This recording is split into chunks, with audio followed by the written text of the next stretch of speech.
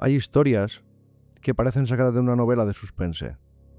Historias en las que existe una víctima, un perseguidor y una investigación policial. Pero esta noche vamos a adentrarnos en un caso diferente.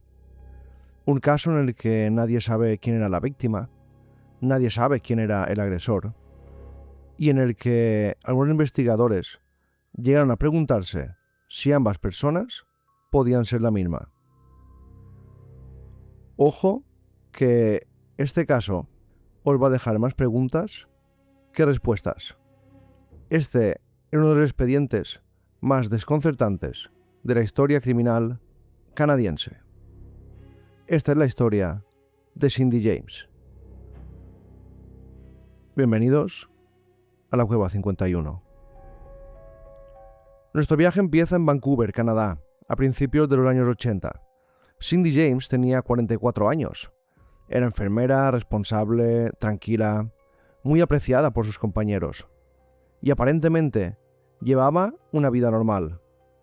Pero esa normalidad escondía algunas grietas. Su matrimonio había terminado, el divorcio había sido bastante complicado, y poco después de aquella ruptura empezaron a suceder acontecimientos un poco extraños. Todo empezó de una manera casi insignificante. Una llamada telefónica, luego otra y otra más. Al otro lado de la línea nunca había conversación, solo silencio, respiraciones y en ocasiones amenazas pronunciadas con voz muy bajita. La mayoría de las personas habrían pensado que se trataba de una broma pesada, pero las llamadas continuaron durante semanas y después durante meses. Poco a poco Cindy empezó a sentir que alguien observaba cada movimiento que realizaba. La sensación se convirtió en miedo y el miedo empezó a dominar su vida. Las cartas aparecieron poco después. Mensajes anónimos, palabras inquietantes, advertencias. Algunas parecían simples intentos de intimidación. Otras resultaban mucho más personales, demasiado personales. Como si quien las escribiera conociera perfectamente la vida de Cindy. Ella, claro, después de todo eso, acudió a la policía. Explicó lo que le estaba ocurriendo y los agentes iniciaron una investigación. Pero había un problema. Las llamadas eran muy difíciles de rastrear. Las cartas no ofrecían pistas útiles y nadie parecía haber visto a la persona responsable. Pero la situación fue empeorando. Una noche, Cindy encontró signos de que alguien había estado dentro de su casa. Objetos movidos, puertas abiertas, pequeños detalles que resultaban imposibles de ignorar. Aquello ya no parecía una broma. Parecía una invasión. Una invasión a su vida, a su privacidad, a su ser. Una intrusión calculada, destinada a hacerle saber que no estaba segura ni siquiera en su propio hogar. Con el paso de los meses, el terror se convirtió en rutina. Dormía mal, miraba constantemente por las ventanas, evitaba permanecer sola mucho tiempo y empezó a desarrollar una ansiedad creciente. Pero lo más inquietante estaba todavía por llegar, porque las amenazas dejaron de limitarse a llamadas y mensajes. Empezaron ataques físicos. Sí, como habéis oído, ataques a su persona. En una ocasión, apareció con heridas que no supo explicar. No sabía cómo se las había hecho, pero ella tenía claro que no había sido un accidente. Otra vez fue encontrada en estado de shock y con más heridas. Claro, pensaban que a lo mejor la drogaban de alguna manera y después le infligían esas heridas. Cada nuevo incidente aumentaba la preocupación de sus seres queridos, de sus familiares, amigos. Pero también aumentaban las dudas, empezaban a aumentar las dudas. Porque ella nunca veía al agresor, nadie nunca había visto a ninguna persona rondar su casa. Y siempre todo esto le pasaba cuando Cindy estaba sola en casa, o sola por la calle, o vamos, que no iba acompañada. Y las pruebas desaparecían una y otra vez. Entraban, buscaban huellas, la policía, en su casa no había huellas. Y después las heridas eran muy extrañas. Era como si alguien se lo hubiera hecho. Pero ¿cómo se las haces? ¿La drogaban? ¿La dormían de alguna manera? Estas preguntas empezaron a perseguir también a los investigadores, porque la policía, claro, estaba siguiendo su caso. Y esas preguntas, esas incógnitas, son las que convertirían este caso en uno de los mayores misterios de Canadá. ¿Os habéis fijado que últimamente encuentro muchas historias increíbles ocurridas en este país, en Canadá? Es curioso. Seguimos con la historia porque cuanto más investigaban, más imposible parecía todo. Y porque sin saberlo, todavía, Cindy James estaba caminando hacia un desenlace que nadie lograría comprender nunca por completo. La situación seguía deteriorándose muy rápido. Lo que en un principio parecían simples amenazas telefónicas, cartas, ya se había transformado en algo mucho más inquietante. Cindy ya no solo recibía esas llamadas que os he contado, ahora también, aparte de todo lo que le pasaba, aparecían mensajes escritos en sus paredes, notas anónimas, cartas cada vez más agresivas, y según ella, alguien parecía seguirla allá donde fuera. Imaginad por un momento vivir así. Salir de casa cada mañana preguntándose si alguien os observa desde un coche, mirar constantemente por encima del hombro, dudar de cada ruido, de cada sombra, de cada persona que se cruza en vuestro camino. Eso era exactamente lo que Cindy describía. Yo seguramente no podría ni dormir. Y con el tiempo, ese miedo ya empezó a afectar a todos los aspectos de su vida. Sus amigos notaron muchos cambios, ya estaba muy nerviosa, agotada, siempre alerta. Seguramente, como os he dicho, no debía dormir ni una hora seguida. Y lo más inquietante es que ella tenía la sensación de que algo muy terrible ocurriría en cualquier momento. Y lo más extraño es que efectivamente empezaron a ocurrirle cosas aún más terribles. En un par de ocasiones fue encontrada atada, golpeada, confusa, sin recordar lo que había sucedido.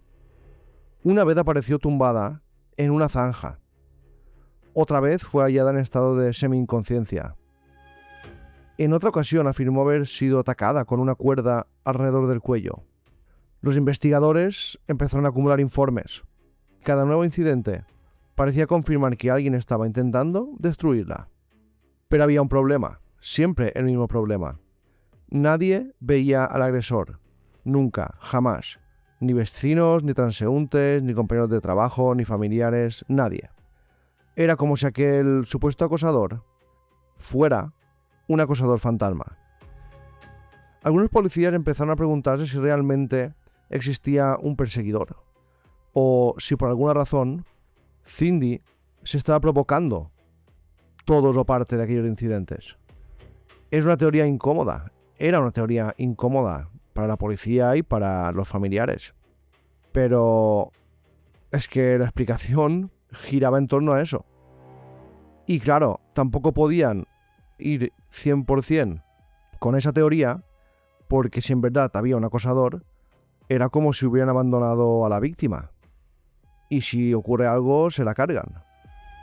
Pero si tenían razón, estaban ante uno de los casos más increíbles que yo he escuchado de True Crime. Un caso muy complejo.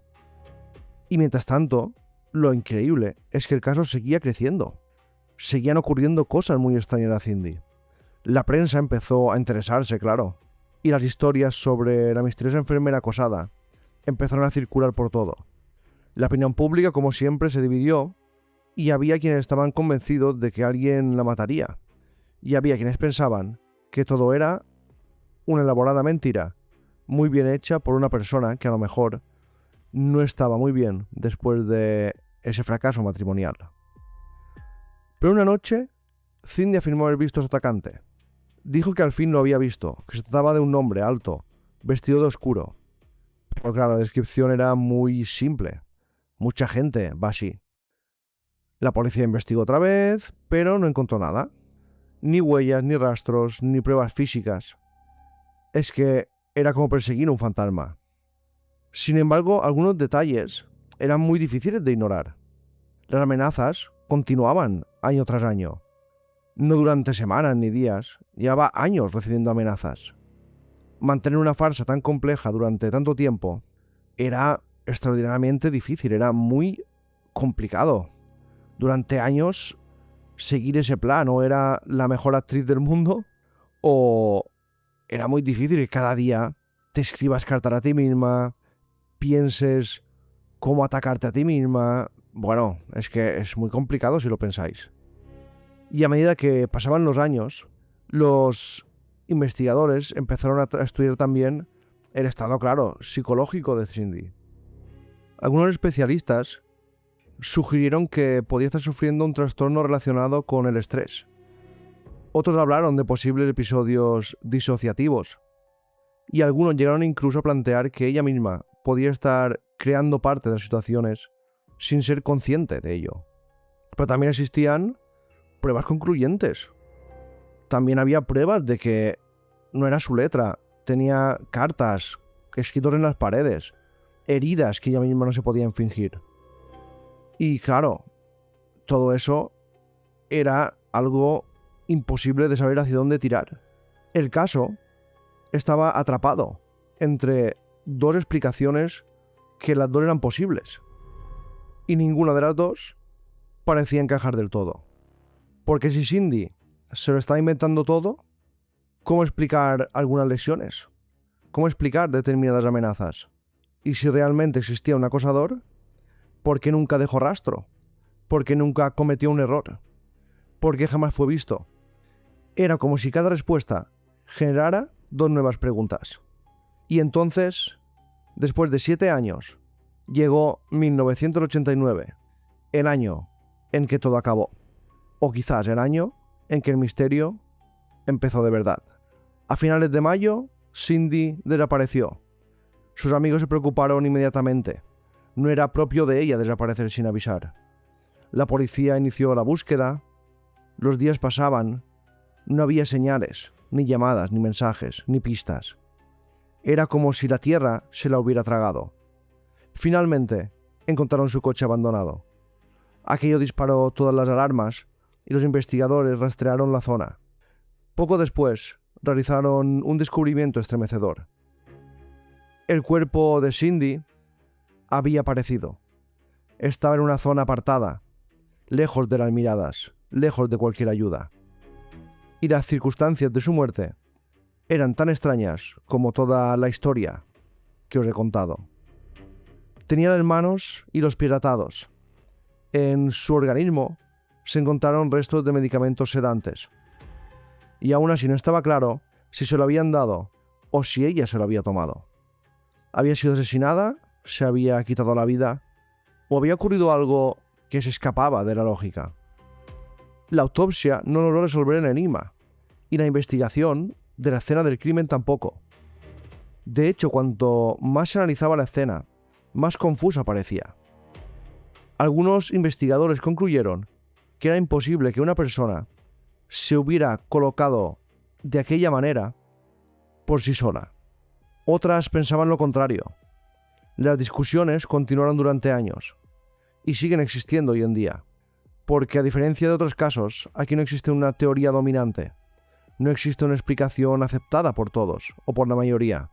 No hay una verdad oficial, solo hipótesis, preguntas, dudas, y quizá por eso la historia de Cindy James sigue fascinando décadas después, porque representa uno de los casos de esos raros en los que cualquier explicación parece insuficiente. Tal vez fue víctima de un acosador extremadamente inteligente, y no fue su marido. Tal vez luchó durante años contra enemigos invisibles que solo podía ver ella en su cabeza. O tal vez el verdadero misterio estaba en el interior de su mente. A lo mejor ella lo hizo todo, lo provocó todo. Pero, sea cual sea la respuesta, hay una cosa segura.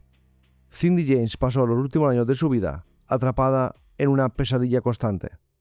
Una pesadilla de la que nunca logró escapar. Y lo más inquietante de todo es que hoy en día nadie sabe quién era el monstruo de esa historia. Si realmente hubo uno. ¿Fue ella o fue un acosador externo? Y mientras el expediente permanece abierto en algún archivo canadiense, la pregunta sigue resonando en la oscuridad. ¿Quién acosó a Cindy James? ¿Alguien real? ¿Un fantasma de su imaginación? ¿O una mezcla de las dos cosas?